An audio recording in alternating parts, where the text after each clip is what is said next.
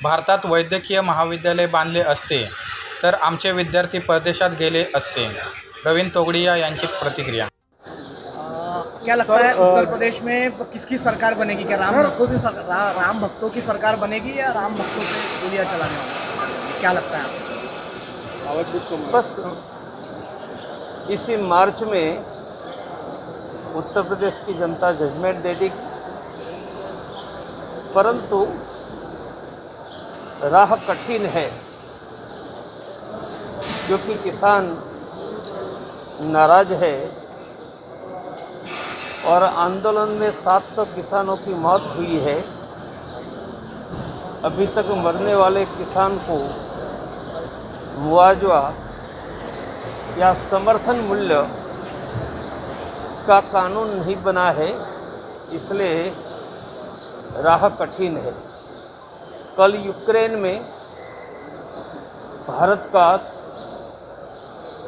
एक छात्र की मौत हो गई। यह बहुत दुखद घटना है।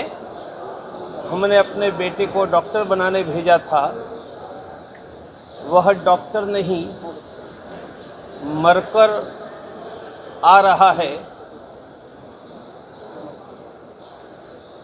15 फरवरी को युद्ध हो जाएगा वह निर्णय हो गया था और तब भी विदेश मंत्रालय ने एडवाइजरी जारी की थी।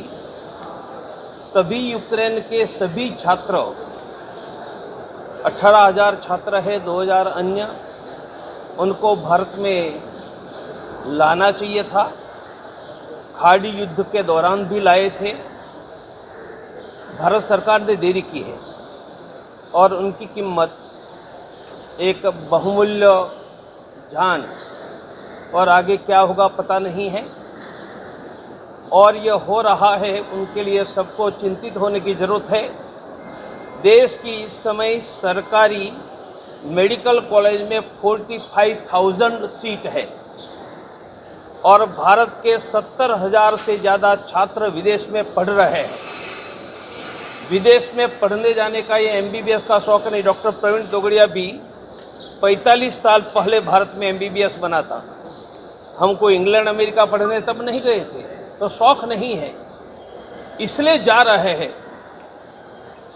कि 1975 में 45 साल पहले मेरी फीस हर महीने की 25 रुपया, वर्ष की 300, 5 साल की 1500, तो 1500 रुपया फीस है। डॉक्टर प्रवीण तोगडिया MBBS बना।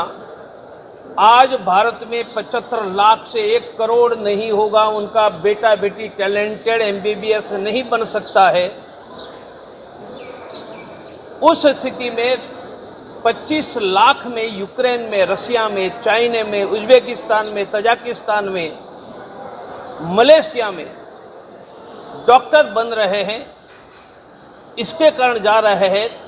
भारत में इतनी मेडिकल कॉलेज बना देते तो कोई बेटा मरता नहीं और भारत में प्रैक्टिकली लाखों लोगों को रोजगार मिलता। यह बहुत बड़ी फेलियर है कि भारत की सरकारी मेडिकल कॉलेज में 45,000 छात्र पढ़ रहे हैं और चाइना, रसिया, यूक्रेन, तजाकिस्तान, कजाकिस्तान में 70,000 छात्र पढ़ रहे हैं और हम निकले हैं विश्वगुरु बनने के लिए। यह बहुत बड़ी फेलियर है। भारत सरकार को तत्काल सभी छात्रों को वापस लाना चाहिए और भारत सरकार वाइट पेपर प्रकाशित करे कि यूक्रेन में किस राज्य के कितने छात्र हैं, कितने छात्र पैदल चलकर -10 डिग्री टेम्परेचर में पोलैंड, हंगेरी, रोमानिया पहुंचे हैं। ये छात्र कहाँ है? यहाँ लाखों परिवार सो नहीं पा रहे हैं कि उनका बेटा जिंदा आएगा या नहीं। और 15 फरवरी को तो विदेश मंत्रालय कह रहा था कि डरने की जरूरत, there is no need to be a panic. यह ऑफिशियली भारत सरकार का स्टेटमेंट है। इस स्थिति में पूरा देश दुखी है। बचे हुए छात्रों को वापस ले आओ। जरूर पड़े तो पोलैंड, रोमानिया, हंगेरी में से बस भेजो। हम 1000 बस हायर करके छात्रों को ला सकते हैं वहाँ से और हायर करके बसों में आ सकते हैं और फिर पोलैंड, हंगेरी, रोमानिया से एयर लिफ्ट कर सकते हैं, पर अभी तक यह नहीं हुआ। सर इसका ये यूपी चुनाव के ऊपर कितना होगा? रशिया और यूक्रेन अरे यूपी चुनाव महत्व का नहीं है, महत्व किसी का बेटा जिंदा रहे यह है। यूपी चुनाव जाए खाड़े में